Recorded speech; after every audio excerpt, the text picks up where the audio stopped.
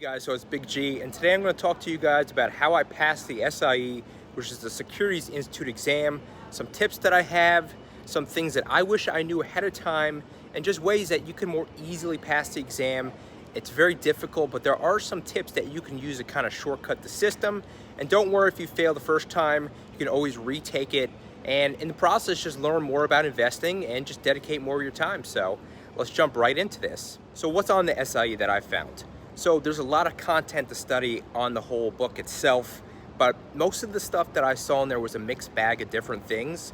But they did kind of harp on a lot of differences with mutual funds, investing products, and a lot of customer account questions. So for example, I got a few questions on open versus closed mutual funds, and basically like the nuanced differences, which is like, oh, one's based on NAV, one is based on supply and demand.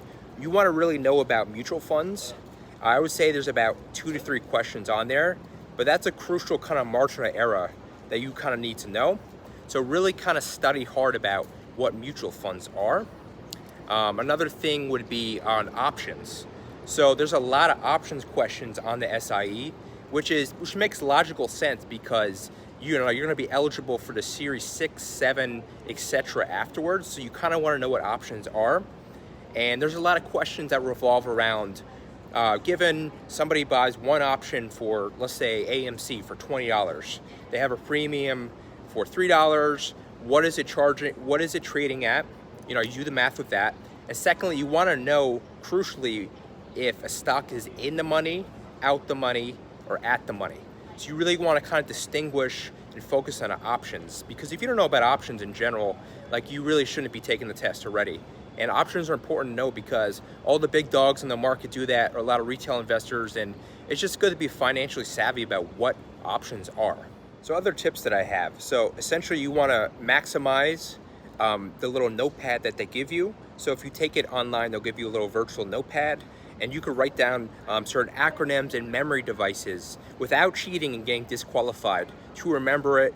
Or if you go in person and you take the exam, write it down on paper, but do it right away when you start the exam because it'll be fresh in your mind. So if you're stumped with a process of elimination question, you have that aid right there and you're Gucci and you just knock it out. And certain things that I put down was bond conversions, stock conversions, those ratios, little just memory devices like par, which is like the bond or stock, $100 or $1,000. Little acronyms, I think it's called SLOPs or SLOPs. It's regarding money market orders, price limits. So other things you want to remember, like a few questions I came across was regarding stock dividends. And that's huge because I think they harp on that a lot. So you want to kind of remember the ex-dividend dates. It's called DERP.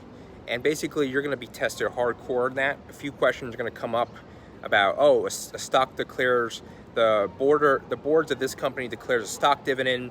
It's payable on this date. When will the stock be record, dispersed, etc. So remember that DERP. That's a big one. There's going to be at least, I can almost guarantee you there's going to be 1 or 2 questions on that as well. So other tips that I have is to really just use probability in your favor. So you want to maximize each point to your advantage.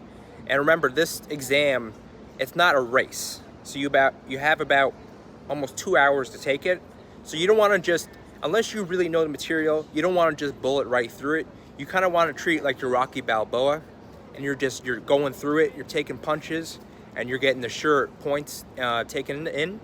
And essentially, you want to use POE, which is process of elimination. And if you can't really decide from POE those 2 questions, the sage advice here is to really just go with your gut. In this case, I went with my gut. I marked the question. And another cool tip and little trick that they have on there is that you can go back. You can always go back to the question in your time and then review it when you're comfortable and you accomplish all those questions.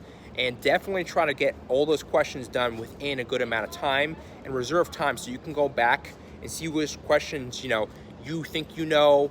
And, if you really don't know, just take an educated guess, but go with your gut, because these test providers are meant to kind of stump you up. So you want to go with your gut and not really be bogged down by indecision. So another tip that I have is to really feel, I would say 80% confident before you take the exam. So I had to take the exam twice, which kind of sucked, but I would say don't coast on your laurels. Really kind of be ready and certain, so take a lot of pre-exams. FINRA actually provides a pretty helpful practice exam on their website, link below, that you can take and kind of feel ready. It's a good flavor for the exam. It's not verbatim. It's a good kind of tester of the different products, stock rules, regulations, those types of things you'll see on the exam. So just do that. Also, I would recommend getting a textbook. And if you're not really a textbook person, I would do a lot of things on Quizlet, take videos, and just be ready. But don't go overboard too. Before the exam, just kind of rest up and just be ready. Of course, study, but don't kill yourself. You can always retake the exam. You could change the exam for about, I think, $45 or ish each time. And you could take the exam about 3 times. And then I think you have to wait several months after the failed 3rd attempt. So don't worry, you have plenty of chances. And at the same time, you're learning about investments, so why not, right? So always feel confident before you do anything. So guys, that's gonna wrap up my video on some tips and tricks so you could pass the SIE. I'm pretty happy that I passed. It was very difficult, but just, follow your gut, take these tips, and of course, do your own studying and researching, but hopefully you pass, and take care.